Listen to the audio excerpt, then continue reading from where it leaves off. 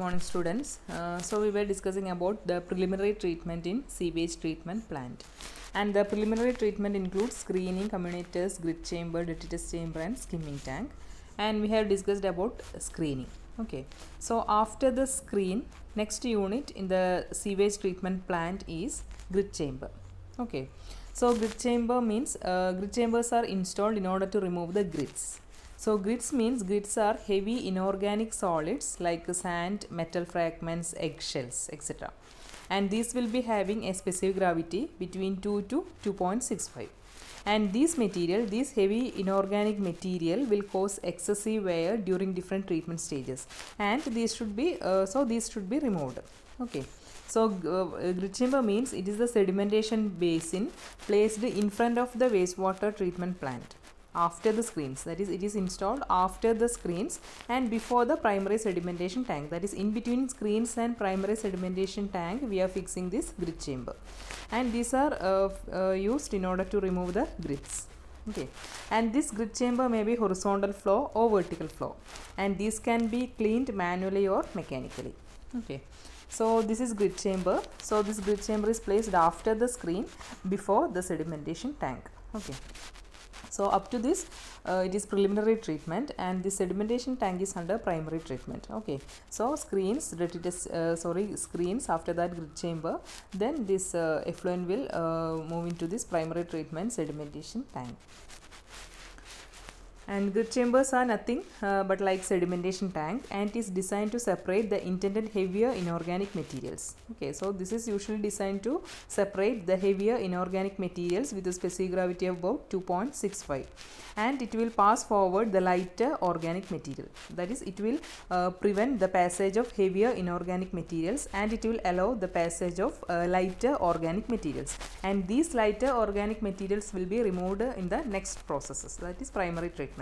Okay, hence the flow velocity should neither be too low, that is if the flow velocity is very low, it will cause the settling of lighter organic matters, and also it should not be very high, because if the velocity is very high, it will cause the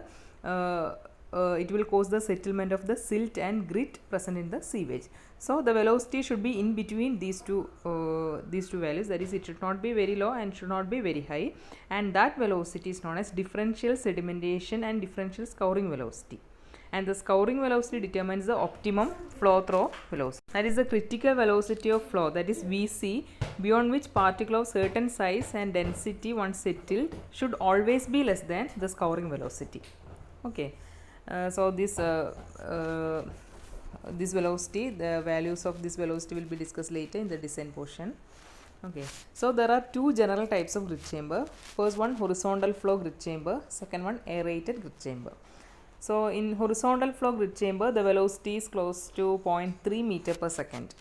Okay, that velocity is maintained in horizontal flow grit chamber, and this velocity will carry most of the organic matters through the channel, and it will allow the settlement of heavy grit.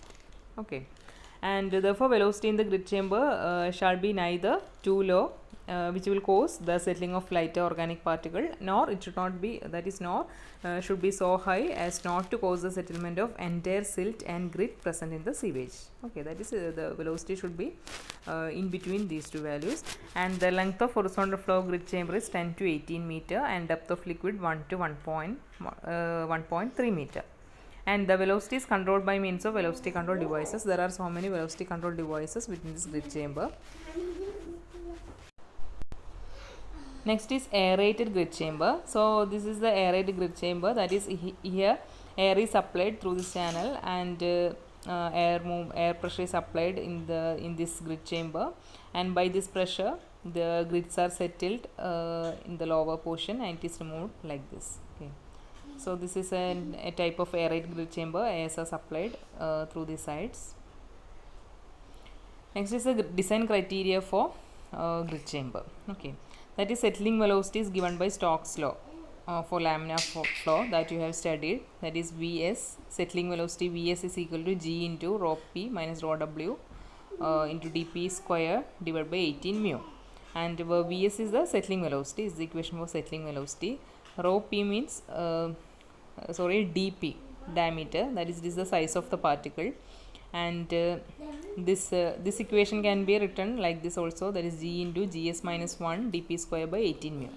Okay, this is somewhat simpler because here these two are replaced by the specific gravity. Gs means specific gravity, rho p means density of particle, rho w density of water. So rho p by rho w is replaced as g, specific gravity. So both equations are same. And mu is the dynamic viscosity, and this rho is the kinematic viscosity, that is dynamic viscosity divided by density of water, and g gravitational excitation. So this is the Stokes law, and based on this we are calculating the settling velocity. And the detention period in the grip chamber is vary between 45 to 90 seconds. So generally it is taken as 60 seconds detention period. Time to settle the particle is 60 seconds. It is taken as 60 seconds in grid chamber. And the bottom scow velocity and flow through velocity. The critical velocity for scow may be calculated from modified Shields formula. Critical velocity of scouring is calculated from modified Shields formula, that is Vc, scouring velocity or critical velocity for scow is equal to 3 to 4.5 times square root of g into ss minus 1 into d. Okay, and this for grid particle size 0.2 mm, the formula gives critical velocity values of 17.1 to 25.6 centimeter per seconds. Okay, that is for grid particle size 0.2 mm. It gives velocity value in between these two ranges. Okay, so this is modified Shields formula for calculating scour and velocity through flow through velocity. So this is drained grid chamber with sediments. Okay, next is detritus chamber. Detritus chamber means this is also similar to our grid chamber, and these are installed to remove finer particles which are left from grid chamber. That is, there will be some finer particle which is passing through the grid chamber, so it has to be settled in the next unit, that is detritus chamber. And this detritus tank is similar to grid chamber, only difference is in the velocity of flow and the detention period. And the detritus tank may be considered as a grid chamber, and the velocity of flow is such that an appreciable amount of organic matter settles down along matters by blowing compressed air through the detritus tank. So in order to lift the lighter organic solids or by washing in the grid washer, that is by blowing compressed air through the detritus tank, the lighter organic matters are passed to and the heavier one is settled down. Okay, and the detritus tank are normally rectangular in shape, and the sides are vertical, but it is tapered at the bottom to form a throw for the detritus collection. Generally it is rectangular, and overall depth of detritus tank is usually 2.5 to 3.5 meter, and detention period is 3 to 4 minutes. Okay, and the velocity of flow is between 20 centimeter per seconds to 40 centimeter per seconds. So these are the design criteria for detritus chamber.